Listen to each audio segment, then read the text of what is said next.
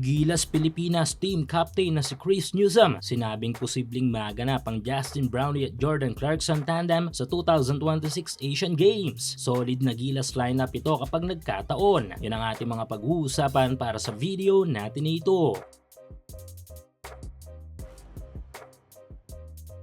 So matapos ang FIBA World Cup Asian Qualifiers ay nakafocus ngayon ang ating national team na Gilas Pilipinas sa pagpapalakas ng ating pambansang kupunan. Para ngayon sa third FIBA window kung saan naman ay muli nating makakaharap ang national team ng New Zealand at ang national team ng Australia. At sa magiging laban na ito ay tinitiyak ng coaching staff ng Gilas at ni Coach Tim Cone na makasilat tayo ng panalo sa dalawang pinakamalakas na kupunan ng mga ito sa Asia. Sayang nga lang talaga mas magiging makatotohanan sana ito kung sakaling mapalaro natin ang ilang mga elite overseas Pinoy players natin sa ating national team. Pero dito sa mga FIBA games ay imposible itong mangyari, lalo na't ang maging local si Jordan Clarkson dahil nga legit naman talaga itong may dugong Pinoy. Suportahan ang iyong paboritong kupunan sa NBA, PBA, MPBL, FIBA at iba pang mga basketball league sa Asia. Para malaman ang mga available na promo at offers, gamitin lang ang promo code na PLAYW1X.